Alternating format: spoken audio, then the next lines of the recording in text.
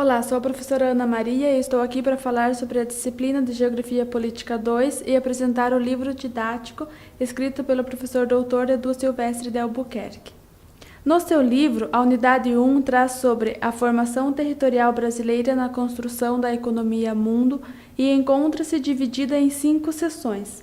A seção 1, sobre a formação territorial brasileira, a seção 2, o expansionismo brasileiro pela América do Sul, e a seção 3, a inserção brasileira na economia global. A seção 4, desafios para a diplomacia brasileira, e na seção 5, os temas da agenda diplomática brasileira. Vamos estudar as relações de poder que se estabelecem no espaço geográfico, analisando especialmente o nosso país, através de sua formação territorial e inserção na economia mundo.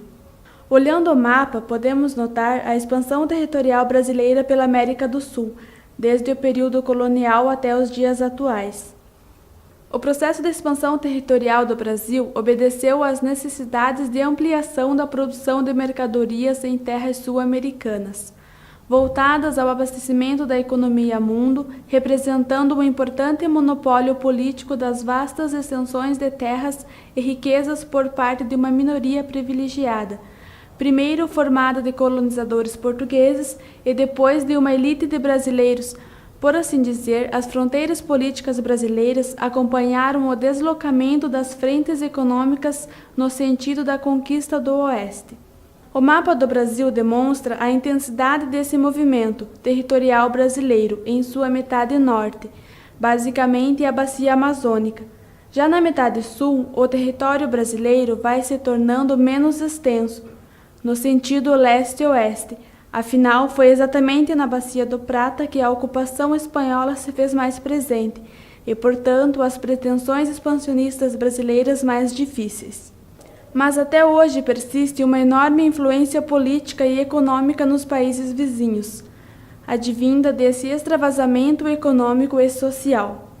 A partir da década de 90, as relações entre Brasil e Argentina melhoram com os acordos comerciais e resultam no Mercosul. Na atualidade, os projetos brasileiros de desenvolvimento de uma infraestrutura física de integração sul-americana também são acelerados em virtude desse ambiente político regional mais favorável. Recentemente, a diplomacia do Itamaraty passou a adotar oficialmente a tese de que a interdependência econômica causada pelo processo de globalização efetivamente reforça as assimetrias entre países desenvolvidos e subdesenvolvidos. Visando alterar esse quadro, o Brasil tem elegido como prioridades as alianças estratégicas com potências regionais, em situação de marginalização internacional, similar à brasileira. Casos da África do Sul, Índia, China e Rússia.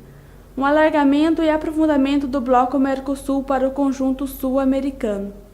A influência brasileira na América do Sul ocorre através da expansão da infraestrutura de transportes e de energia, financiada por capitais estrangeiros e baseada no modelo público-privado que articula os interesses de grandes empresas brasileiras, desde as construtoras até a Petrobras, e fundos públicos com capitais nacionais e internacionais. Essa natureza especulativa dos investimentos começa a ser questionada em diversos países vizinhos dos Andes ao Cone Sul. A criação de uma nova ordem internacional capaz de reverter a situação de dependência estrutural brasileira exige primeiramente que se rompa com as próprias divergências de interesse dos países em desenvolvimento. Assim, parece claro que o Brasil terá que oferecer mais em prol do desenvolvimento dos países sul-americanos, se quiser convencê-los de que a unidade sul-americana é fundamental para alterar a inserção dependente da região no sistema internacional. Na unidade 2, você é convidado a compreender sobre federalismo e democracia. Na seção 1, Estado e Governo, e na seção 2, a inserção política das minorias no sistema político nacional. Somos uma federação com 3 níveis políticos administrativos: União, Estados e municípios.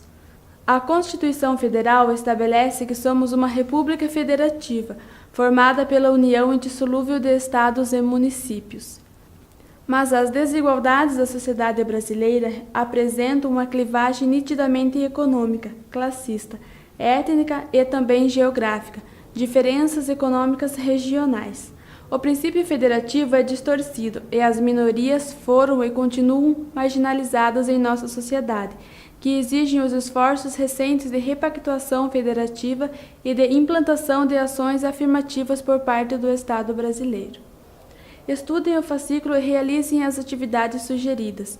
Compreender o mundo de mudanças aceleradas em que vivemos é uma tarefa desafiadora. Bom estudo a todos.